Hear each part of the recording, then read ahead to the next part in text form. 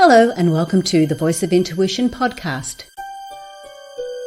My name is Susan Jane and I believe that trusting your intuition is the best way to live your life with meaning and purpose. Each week you will hear about how you can connect, develop and trust your intuition through the wonderful array of guests we have on the show and my own personal experiences. Join me to understand how your intuition can guide you towards a life full of meaning and loving purpose.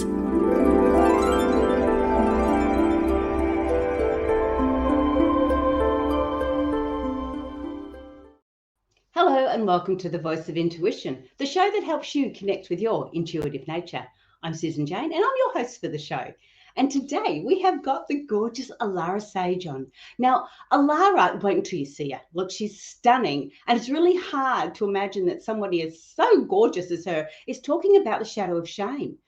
But maybe she has experienced it too. And maybe that's why we can relate to these sort of questions and these sort of episodes about shame, about different things that we are experiencing.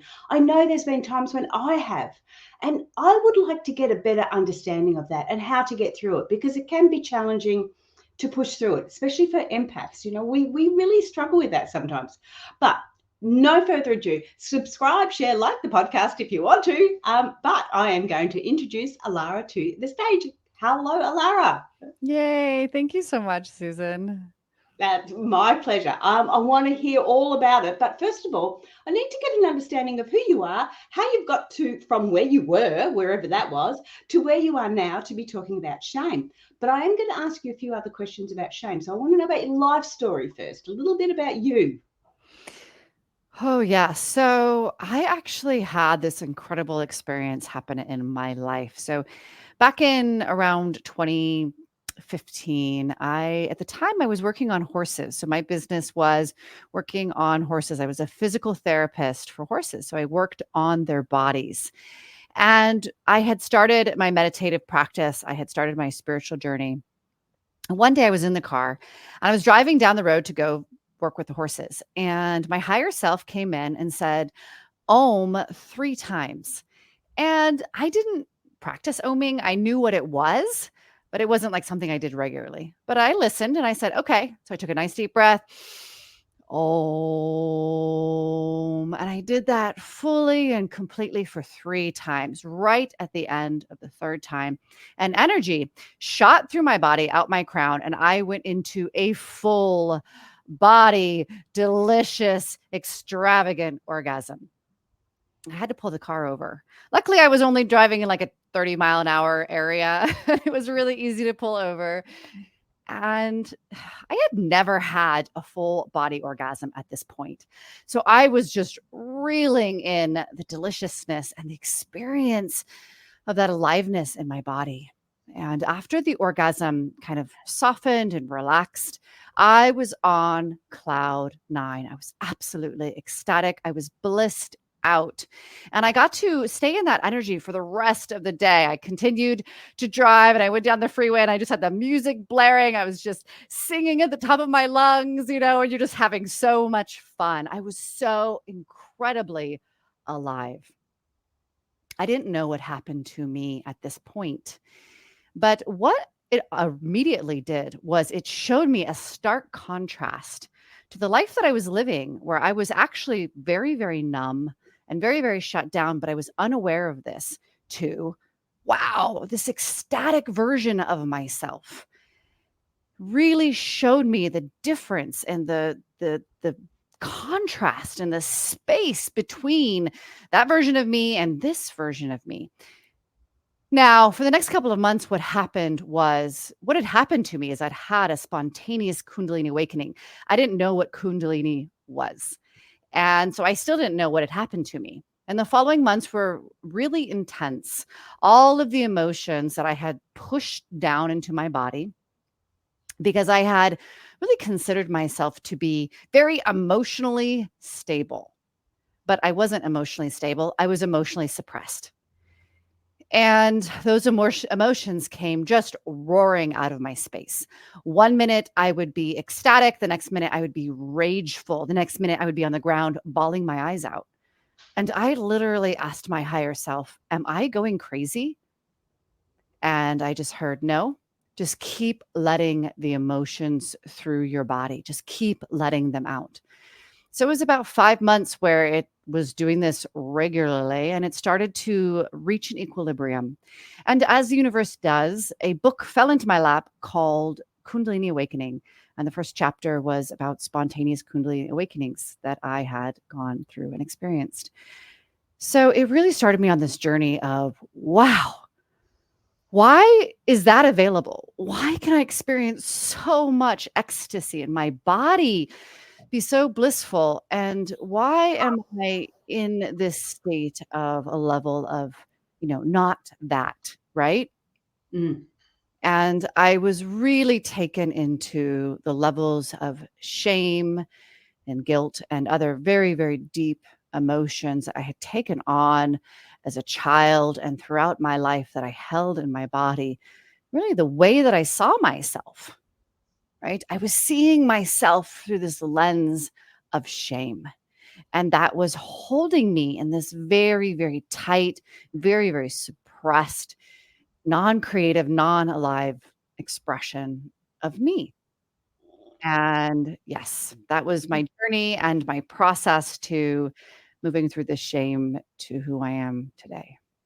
So before you had this Kundalini experience, um, you realized you were in shame, or you didn't get that understanding until after that? Yeah, I was not aware. I was Okay. not aware of how shut down I was. I was not aware of how numb I was. And I was most definitely not aware of the level and the shame that I carried. Yeah, yeah. And I get that, because you don't look. I sometimes I get a little bit envious on people like yourself, because you've experienced that. Now, the reason, and I have experienced it, but not in the same way. Mhm. And the reason why I get a little bit envious is because we've got all this information that we have access to now. So you started doing meditations probably a lot younger than when I started doing Mm. meditations, because it took a lot longer for me to get that type of information. I knew there was shit happening, stuff was going on, and I didn't know what it was. But we all we had was the library, so we would go to the library, and I would go there Mhm. and get books and get. So my awakening was not nearly as instantaneous as yours, and that's where I get a little bit envious, because it's like I had to work through all this. And then I sort of got the understanding of it. It was like, oh, and once I got the understanding, then it all sort of felt like it was coming into place. Mm. But to have it as you've experienced it there, and I have heard it many times before, it's such a mind changer. No, sorry, not a mind changer, a life changer, I should say. And that's pretty out there. That's wonderful. What about the people that don't experience it in that terminology, in that format? How could they be experiencing their Kundalini coming in? And maybe we need Mm. to explain a little bit more about what the Kundalini is, so people have an Mm. understanding of what that is, and then we'll go forward from there. Mm. Yeah, absolutely. So Kundalini Shakti is your creative life force energy, right? It is literally an energy that we all have, regardless of your sexual identification. And it lives right above the root chakra of our body, inside of our body. And it is energy that literally is our spiritual journey. And the process of the Kundalini awakening really moves through your body and outside of your body. She is nonlinear in her process and ultimately goes out the crown to, quote unquote, be awakened. But there's more to it than that. She does that several times. She has much more of a depth of process than just boom out and done, right? It's not a one Yes, and done. But she absolutely. There's a lot creative. more to it, but yes, but to experience it that way is absolutely amazing. Yeah, it really is. I remember my sort of experience on it was more during a meditation, um, and it wasn't as it did not feel the same way, but it certainly felt like a release, a Mm, real. Oh, yeah. mm, and mm, and I'm watching you, and for those on the audio, Alara's got her eyes closed, and I remember thinking, oh, that is exactly how you feel. You just want to sit there and enjoy that feeling, because it's like, yeah, it's so hard to describe. But anyway, so that's the Kundalini. Now that was your life-changing moment that moved things there. And other people can have a lot of life-changing moments. It can be of a negative nature, not such a beautiful positive nature, but it can be of a negative nature that allows them to start moving and changing. And even that is the releasing of, as it's starting to move, things are moving, which is perfect.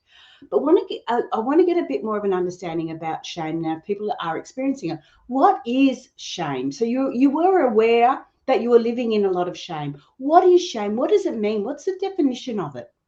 Such a great question. To me, shame is where we have rejected ourselves. And so when I'm working with clients, we're always going back to those early years as children, because when we're moving out of that baby, that infant state and into toddler state, we become very expressive, right? And what we're doing is we're feeling a lot. Our emotional body is opening up. Our sacral chakra is opening up. And we're feeling all kinds of different energies and information and emotion. And for most of us, we grew up in households where there was not emotional intelligence, right? Our parents did not have emotional intelligence. So our parents are coming home and having these suppressed emotions, not expressing them clearly, but we are feeling all of it. We are feeling all of it. And we can't understand why we're feeling one thing and then seeing and being told different things. There's already a disresonance, already a disharmony there. Now you bring in, what we've given the label of is terrible twos, right? That is so self-expressive, and how we have seen toddlers and seen this very initial connection to our expression in life, that we're terrible for it, right? And so what usually happens is we are shut down. Whatever that looks like for that unique child, stop, knock it off, go to your room, be quiet, stop talking, stop doing that. That's not okay, bad, no, right? And so we start to say, who I am, just who my authentic being is not okay. It's not okay. She is not okay.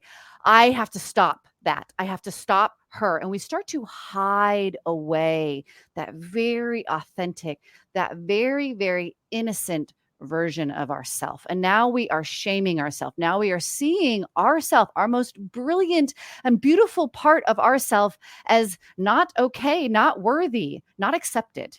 And that's the epitome of shame. And because we're picking it up so young in our life, we aren't aware of it. Like you said, we just are not aware of that side of it. Does guilt come in with that? Is guilt in amongst all of that? And how does that resonate with that sort of area? Yeah, shame is one of the lowest vibratory emotions that we have. It's very, very close to death. And guilt is kind of one next to it. Guilt is how we feel when we are somehow not, living up to expectations, right? The guilt of not living up to expectations of others, expectations of ourself. And again, this is really stemming from ultimately the energy of shame, right? Because when we are really connected to who we are innately, we are in this availability of just allowance. We allow ourselves to make mistakes. We allow ourselves to be messy, right? We allow ourselves the full expression of who we are. But when we are rooted in shame, we do not allow ourselves. And so we're constantly judging ourselves and holding ourselves up to all of these illusionary expectations of others, and again from ourselves, and creating guilt because of that. Yes. Okay. So we're already holding on to that shame, and we picked that up from early in our life, and then with that we just applying a bit of guilt to it as well, and making a lovely mixture, which is not really nice at all. Mm-hmm. So, okay, so we've got an understanding now that the shame and the guilt, it can be all there together. We've got an understanding that it can come from such an early time in our life. So if we felt guilty about something we did last week, or we felt shameful about something we did last week, it's very, very different to feeling it in the now, compared to when we're holding on to some of that shame, and we're pushing it down. Okay, now hang on. I'm going to ask this question. Sorry, Alara. There is two areas there. Okay, so when we're feeling shame or guilt in the recent compared to the shame and guilt we may be feeling from childhood, from way, way, way back there, is there different ways that we look at those? Is there different ways that you would work on healing those or working our way through those? Is the two different levels, the two different time frames, you're going to work differently on them, or are you going to work the same way? Yeah, shame is shame, and it all comes from the same point. So, whenever we're experiencing these energies in the now, it's simply pointing to those very initial wounds. That's all. And that's the beauty of the now.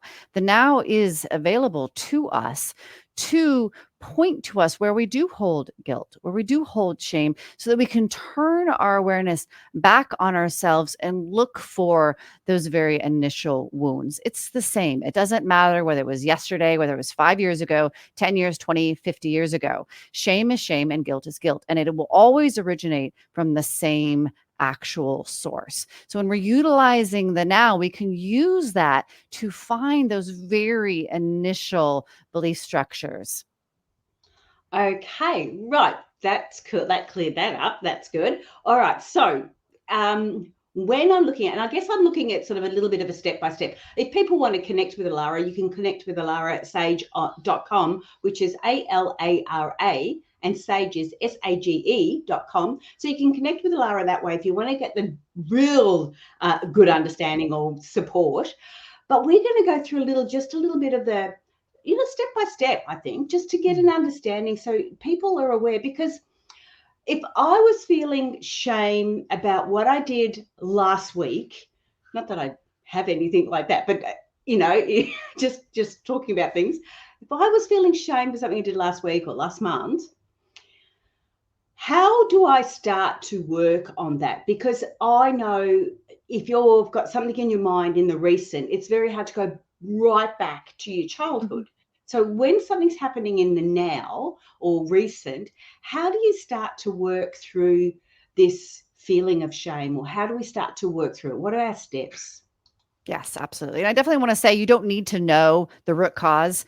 What I'm saying is that the now just gives us the potential to connect to it through our current circumstances, through our current experience. So you don't need to know the root cause. And there's a wonderful way. The first and foremost is the awareness. Okay. The awareness. I am feeling shameful. I am feeling guilty, right? Awareness is so powerful because awareness is light. It is shedding light on our shadow. It's like that corner of the room where you sweep all the dust and you pretend doesn't exist, right? And then all of a sudden you shine a light on there and you're like, whoa, that's super dirty, right? So Yes. awareness, awareness, awareness. And we want to do it in the context of acceptance, right? Like it can take a little bit of practice, but really it is so powerful to see our shadows, because it is through our shadows that we really connect to our innate genius, our ecstatic self, our most blissful life. It is not without our shadow. It is not by bypassing our shadow. So, as much as you can, be excited to see these parts of yourself. Oh my gosh, yes, I am feeling shame. Oh, that is such a powerful realization, because as soon as you start to own it, now you have the power to change it, to alchemize it. So, step one is awareness. Okay. And step two is kind of going along with that same energy of we want to be in the energy of acceptance. Okay. Understanding that shame doesn't make you a bad person. Guilt doesn't make you a bad person. None of this makes you a bad person. It doesn't mean you're not good enough. It doesn't mean that you're not enlightened enough. None of that is truthful. We all have these parts of ourselves. I have worked through so much energy of inadequacy, and I still work through those levels. Okay. Again and again and again, we are here to learn and grow through our shadow.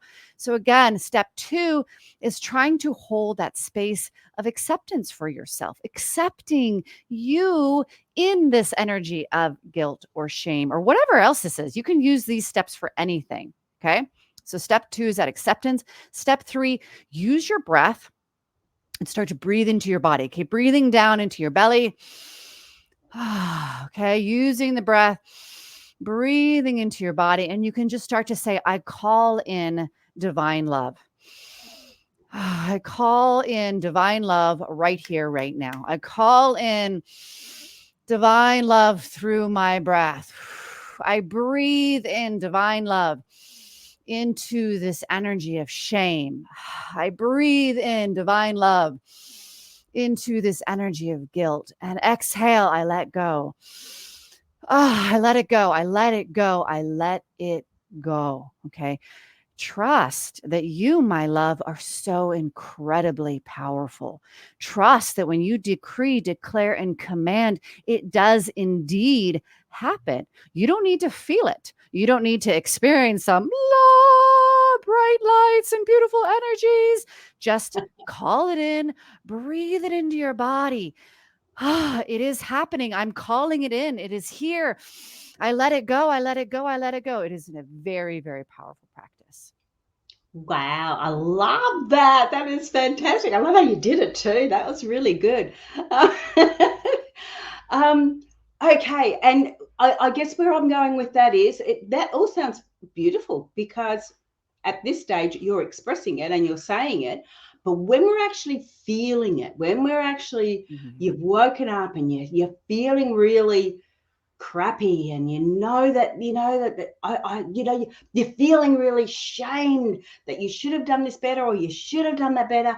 It is easy to sit there and say it now, but when somebody's experiencing it, I guess I wanted to go back into the first part where you're talking about awareness. You are saying you're aware, but how can we look at that and really give someone a really clear, concrete understanding of what they need to do? And my head goes to, you need to be go away from that space, get out into nature, do something else, and take yourself away so you can experience that. Like experience what you're saying. Is that what you mean, Alara? For everybody, it's very unique. And I always suggest that you have tools in your toolbox, right? Yeah. Because just as Susan said, yes, is that nature for you? Is it sound, right? Music or sound or some sort of input through audio that really just allows you to shift out of that space. For some people, it's, with your animals or with your children or your loved ones.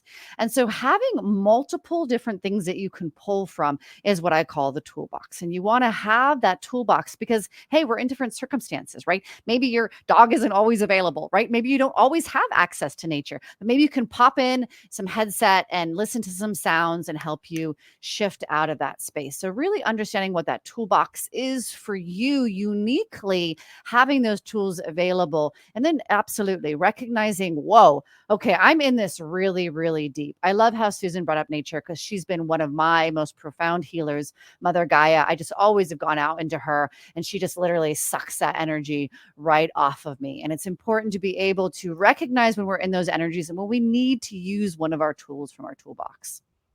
Yes, I love that. Okay, so we get that toolbox organized. Once we know what it is we like, what we know, when we know what it is that resonates with us, then we know what we can grab out of that toolbox.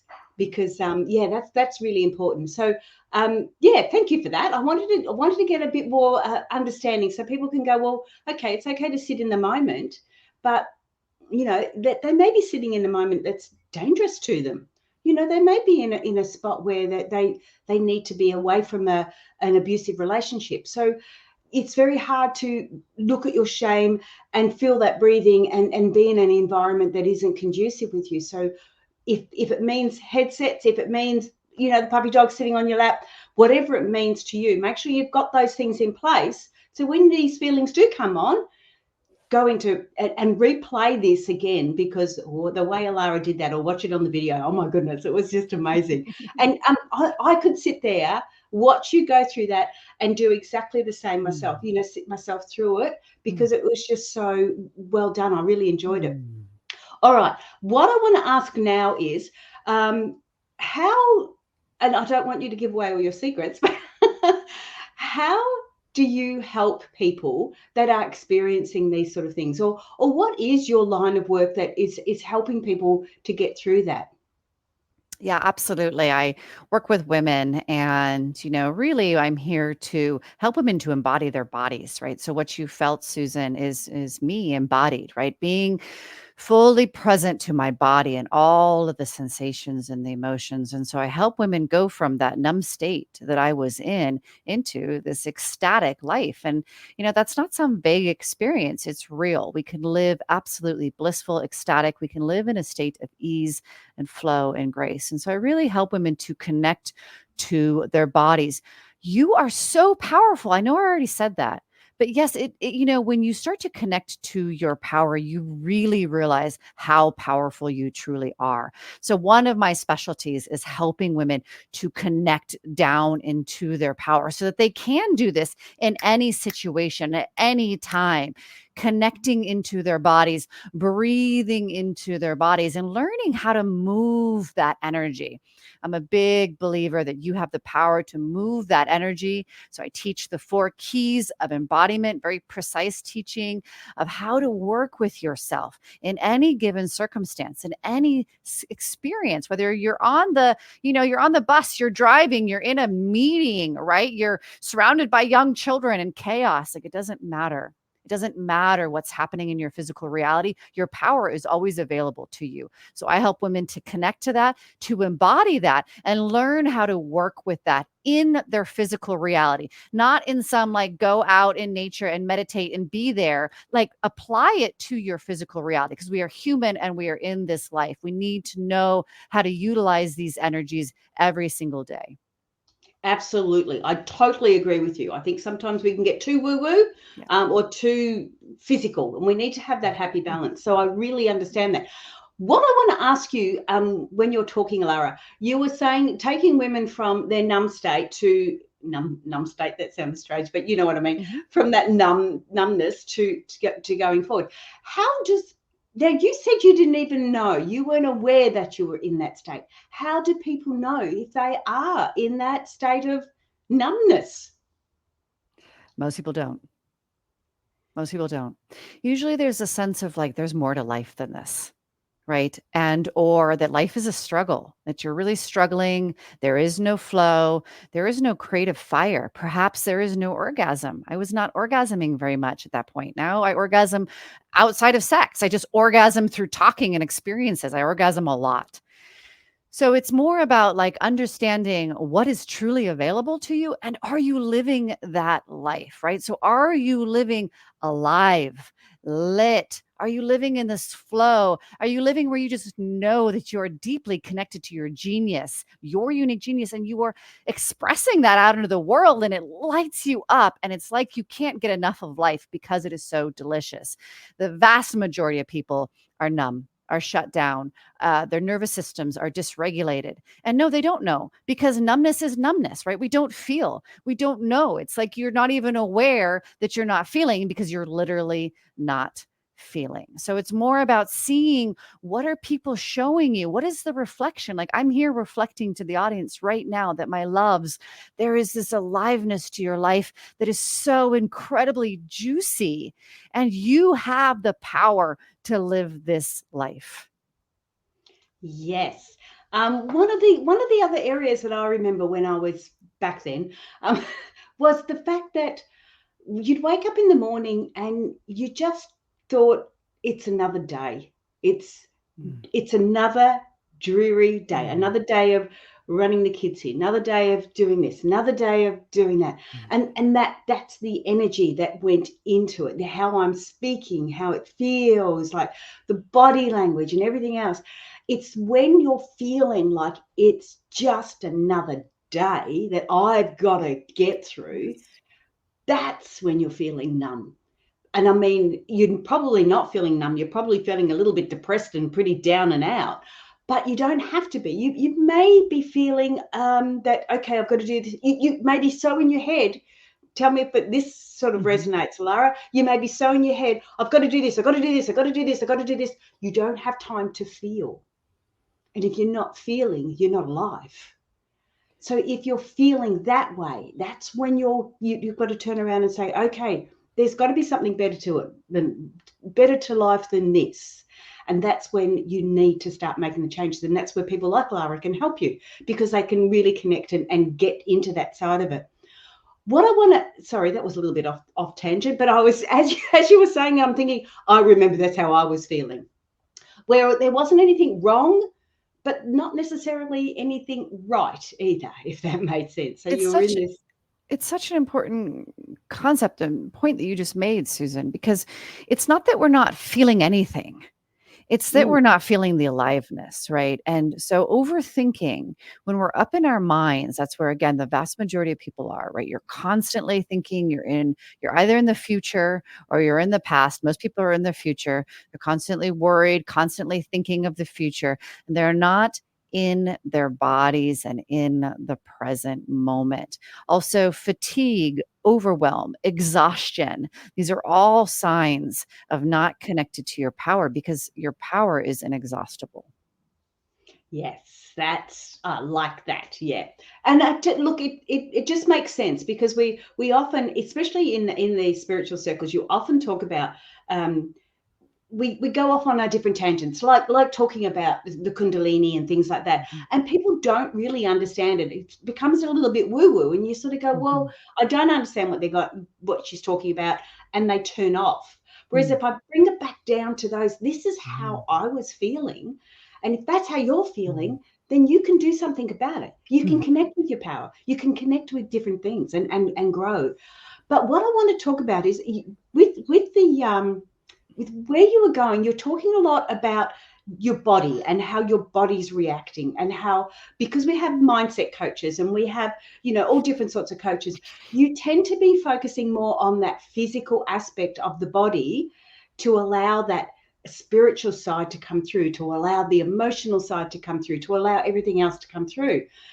Can you give us a little bit more of an understanding on that physical side? Why is it important to be using the physical body in that way, or being aware of the physical body, if we're meant to be so spiritual? Such a wonderful question, Susan, because, I went through this time where I was so spiritual and I was going into these really powerful meditations. They were transcendent meditations. And I was just going up and out of my body and into these really beautiful dimensions.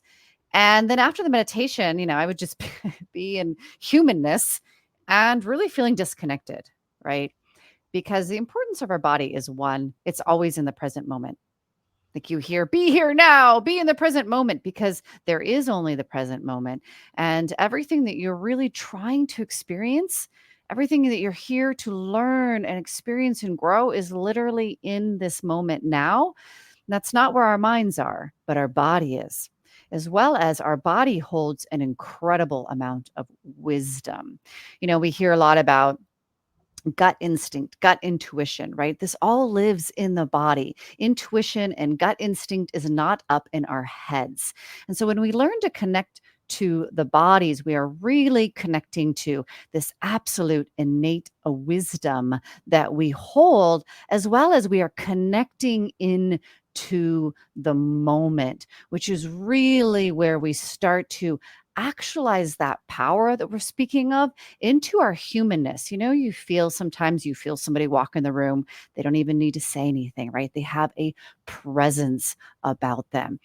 People are magnetic, right? There are some people that you're just like drawn to. That's a presence. That's all held in the body. Our power, our magnetism, absolutely our ability to really create is all held in the body. So when we learn to really be in the body, we're really working with these energies to actualize them again, once again, into our human experience, which is not this far out, far fetched thing. This is very much, again, about the day to day and about your human life. And really, how can we increase that human life to your most highest potential and your most aliveness? Yes, I like that.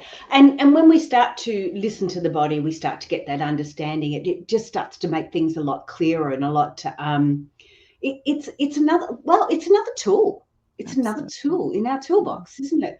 And Mhm. I talk about intuition, how we receive Mhm. intuitive messages, and we do receive them. We can receive them physically. We can Mhm. receive them emotionally. We receive them in many different ways. But if you're stuck in one spot, And we can even be stuck in the body when you think about, say, people that are excessive, gym junkies, I think they call them. People that are excessive for that physical aspect in a context that it's just about the physical. There's a lot that do it and they still have that spiritual connection with it, which is lovely. But there's a lot that do it that it's just all about the physical. And that can be too far one way again, isn't it? It's all about balance. Mm-hmm. Um, Absolutely. yeah. So can you give me a little bit about what you're doing? This is where we can sort of go, well, what do you do? How can you help people? And just give us a little bit more idea about what you do. Yeah. So when I work with women, we are really working through three different parts. One of them is releasing, right? When we talk about these energies of shame and guilt, I help my clients to very easily and readily release these woundings, these traumas, these limiting beliefs, things that we're aware of and things that we're not aware of. So I'm helping them really through holding a container with them. I energetically assist them to very easily, rapidly let go of these energies. So through that first process, wow, they already start to feel a lot more openness and ease, not that tightness, not that restriction in their being. The second process that I go in is I teach them how to be in their body, how to breathe into their space, as I previously mentioned, how to use the four keys to work through their own issues, challenges, experiences in life.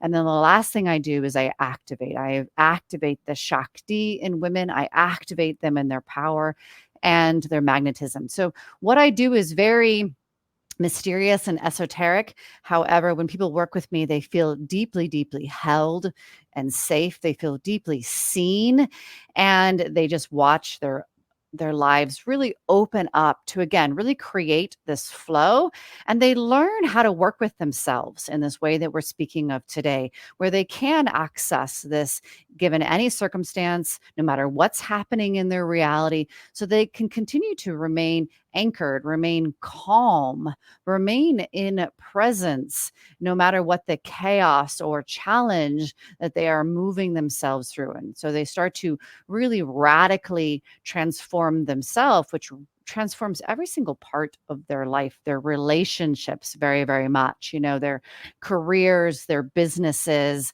everything within their life starts to reflect this transformation. Yes, and as you were saying that, what came to me too, and I remember hearing it from somewhere else, is that when you are in that space of power, it's like you're in the center of a cyclone or a hurricane, or Yes. it's like you're always in the center. So you've got all this stuff whirling around. It's not changing any of that. It doesn't make that go away. But what it does is it puts you right in that center where you're strong, you're powerful, you can just walk through it and it just follows you around, but it's not affecting you. So it's like being in the center of the hurricane, I think you call them, or cyclones, we call them over here, and not allowing it to sort of affect you. So, and another one I did too was when I was first learning how to do meditation. They said if you can do meditation properly, you could do it if you were tangled up in a barbed wire fence. And Yes. I sort of went, well, I don't want to test that theory. Thanks very much. But I get that. If there's chaos happening around you, you should be able to center yourself. And that is what you're teaching, I believe, by what I'm listening to. You're teaching that power to be present and not be so affected by the environmental aspects around you or what's going on around you. Absolutely. One of my favorite places to meditate is the airport because of all the energies. Can Yeah. you center? Can you really deepen into that space of absolute stillness, of no thought with so much energy around you? It's always just a delicious practice for myself. But yes, I am teaching people to find that anchor in the hurricane, in the cyclone. And it's not just that, because we are constantly creating our reality. Everything that you see, you are creating. Right. And it's a powerful thing to realize because it is empowering to know that. Sometimes people get really like, oh, what do you mean I'm creating my reality? It's sometimes a hard pill to swallow. However, that means you're in the seat, sweetheart. You're the driver, right? You're the driver of your car. And so not only Are you beginning to be that anchored, calm, present power in the cyclone? You actually start to create radically different realities. You are creating a life that does not have that cyclone energy, that does not have that chaos, that struggle, that strife. Yes, it has challenge, but the challenge has become very, very enjoyable and a process of your own evolution, rather than, here's this thing again, and why did this happen, and now I have to do this, and I have to face this, and life is always so difficult. It changes everything about your reality and your existence. Yes, I love that. I love how you say that they've become challenges, and those challenges are what we can really grow and learn from. So they're fantastic. And they don't. You are correct. The cyclone set tends to go away. The hurricane tends to go away. You just don't notice it. It's people may be running around going crazy, and you hear things saying, "Oh, this has happened and this, that," and you sort of go, "Well, yeah." I don't see that. I haven't. You see it on social media where someone will go, "Oh, it's all over social media. Don't you see it?" And I go, "No, because I don't follow that, and I'm not right into that sort of side of things." And it's quite amazing because like attracts like. You click on something in social media, and you sure as hell are going to get it thrown at you all over the place, because that's how they do their background analytics type thing. But it's also life. If we put it out there, you are going to get it back. So let's put out some positive stuff, which is really a lot better than putting out the negatives. But Alara, we are running out of time. Have you got anything else you want to say before we say goodbye?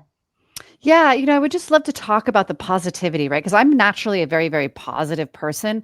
And I just want to speak to anybody who feels like, if you feel like you need to be positive or anything like that. Reality is that we are here to experience the full flurry of emotion, right? And so it's okay if you feel shame, and it's okay if you feel guilt, and it's absolutely okay if you feel fear or anxiety, right? It's not about not feeling these things and like, oh, I'm positive. This is so great.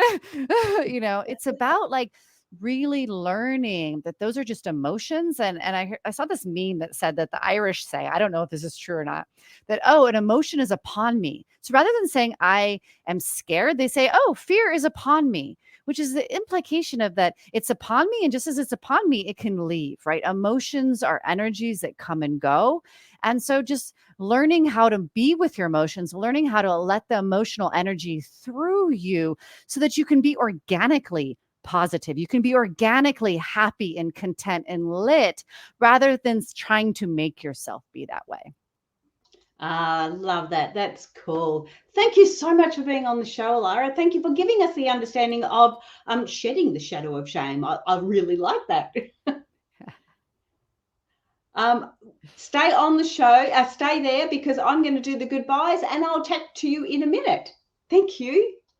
Hey guys, jump on and have a look. Look at Alara's website.